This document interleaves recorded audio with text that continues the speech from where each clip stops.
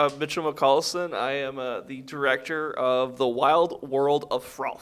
Tell us about the process of coming up with a story. The process of making this. So we'd like to do fun YouTube shorts at Lame Entertainment, and we made one about curling, and it was just a top 10 list. It became the top 11 most controversial curling celebrations, because both me and Lucas have curled, and like there's just a lot of fun there. And then I had access to there's one day a year you can shoot on the ice, because if you put cameras and lights and stuff on the ice, we're gonna mess it up. The curlers are very particular about ice quality, and so. We filmed that and shot that, and it was a cool, it's a YouTube video. That's what it's meant to be. Oh, yeah. And they were like, can we do something like this, but for Frolf? And we were stuck on that for a while because there wasn't nothing new to the table. Yeah. Because there's all these quirks and interesting things, but how do we put that into something that's interesting? And then somehow, there was this other idea where it's we wanted to do a National Geographic parody. It's what if we combine the two, do a National Geographic parody about Frisbee golfers? And it was funny to me because, when we were filming it, to me, it was just this is just another YouTube video. Yeah. And just the way it was shot, and when I got halfway through editing, I was like, oh, this is actually a lot better quality. It just feels cinematic because we got our friend Matt, he's British and does the voiceover, and he adds cinematic music to it, and it's this looks like a kind of a nature documentary. It's super fun. You're a positive person. Oh, thank you. A very positive person, and I love that. Suspiciously positive. Suspiciously. got, Are you What a are you? killer? What No, are you hiding? I'm kidding. But I've got but How we- many dead bodies? But we do. But everybody has their bad days, right? And everybody has their days when they're just not feeling it, even if it's something they're passionate about, like filming. So, how do you push on? It is hard, and when it's I'm not just filmmaking. I work Monday through Friday. I've got a 40-hour-a-week job. Doing video work, which does help get me experience, but it's draining. It's intense. It's not. I used to work, at Casey's General Store, and there are times where it's repetitive and you have time to think. So it's different than working it's an office job, but I'm not. Sometimes I get to do shoots across the country, and it's very thought intensive, so mentally drained, right? So how do I make time for this outside of that? Especially when your full-time job it's not your passion, but it takes a lot of creative energy. It's your passion adjacent, or something. Yes. Yeah. It's definitely part of that Ikigai equation. I forget where, but So I think it took a while to get to a comfortable place with work because I was out of college and I went right into my job where I still currently work, so 10 years now. And it took a while for me to get good enough at it, so I got up, and thankfully my team is very supportive of having an outside life. Yeah. Because there's some jobs in media where no, we're good. This is your lifestyle now. This is a lifestyle. We're going to grind you until you're drained. Yep. Thankfully, I do not have that. They encourage us to have outside passions, and all my teammates have side hustles, which is great. Good. And all different, which I want more of them to submit stuff here because it'd be great. So I think the key is give yourself breaks, right? There's such a push to make as much as you can as fast as you can now. It's no. Yeah. You'll burn yourself out of that too.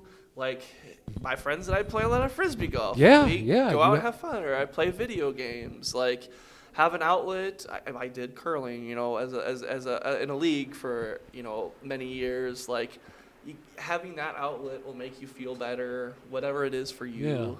Yeah. And then collaborate. If you're gonna collaborate with people, make sure you guys have the shared best interests, because there's some people that can exhaust you. Yeah. Yep, we've been so there. You gotta be careful. You guys sound like you've worked with folks who you've had to kind of prioritize. All right, these are people who are going to bring out the best of us. Yeah. I've had to do that too, where it's me and Lucas have a really good eye of these people are fun to work around. They're invested in making the best thing possible. We're not made of money. We're purely doing this for fun, and that's. It could take a while. I'm trying to think of one where I was stuck. There's been several times where I was stuck. The first time, I had a grant to do a short film, and it was going to be about Knowledgeable. The last 5 questions before state. Love Knowledgeable, big fan of it.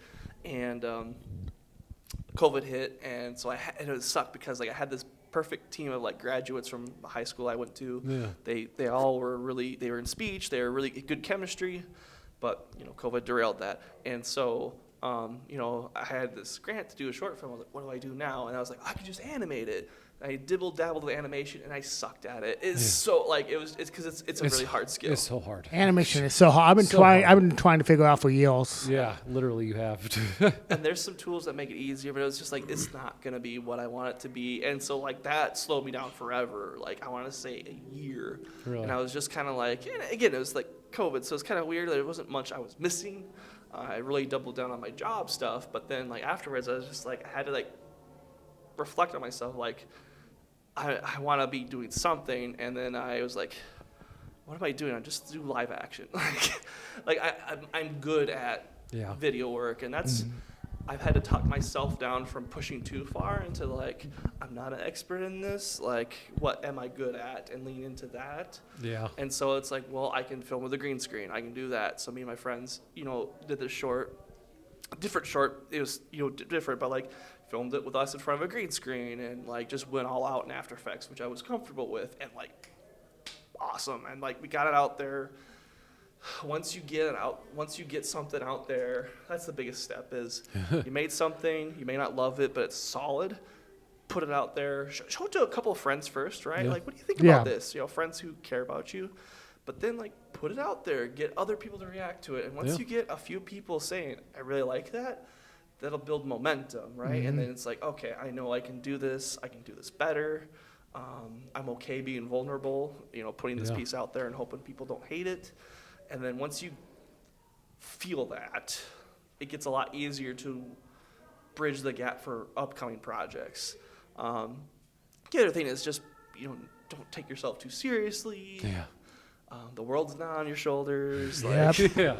So, what's the best piece of advice you've ever gotten?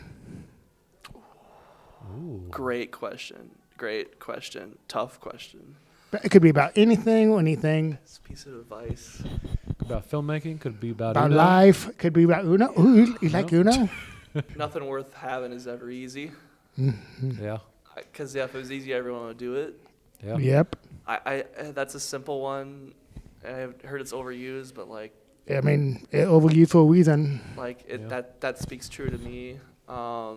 Thanks to Scrubs, Dr. Kelso says it. I think in one of the episodes to one of the characters. I think it was JD, but it was just like that. I don't know. That one was a big one. Best piece of advice. One of the things that's been hard growing up is like I didn't have a lot of like mentors. Like there's been people, and not that everyone was against me. I had lots of people supporting me, but it was just like, there wasn't like a one person to lean on. I've had a Mr. hodgepodge Miyagi. of people, an ensemble of people coming in and out in a good way. So it's you think about that having that one person is like, that's that thing changes my perspective on everything. But again, I don't know if that's a good answer, but the best answers from TV.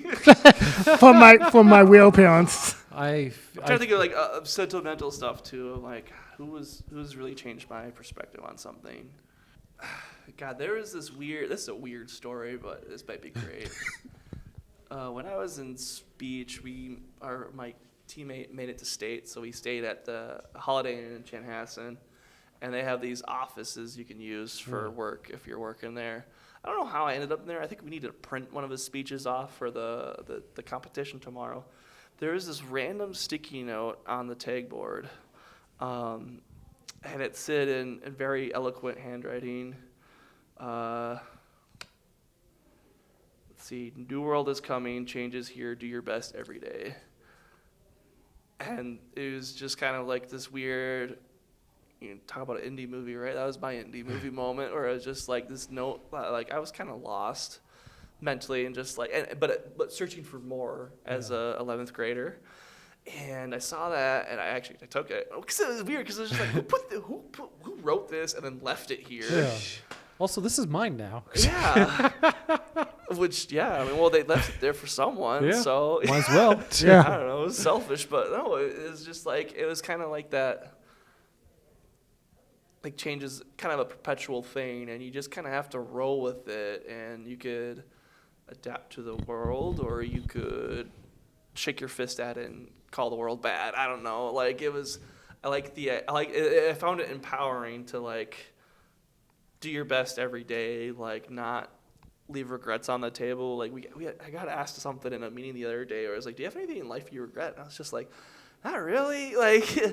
and I had to, like, like, there's stuff I would never do again, and I'm kind of ashamed of, but I don't regret it because I learned from it. Yeah. And, like, I had to think, it took me a while to think back, like, God, what did I really screw up? Like, and there are times, there's definitely mistakes, but, like, I didn't view them as regrets because it was just, like, intentions weren't bad. I think, first of all, I wasn't trying to hurt anyone or, like, make anyone's day worse. I think that was the first part. And the other part was, like, well, it wasn't, you know, I was trying to make things better or help people out.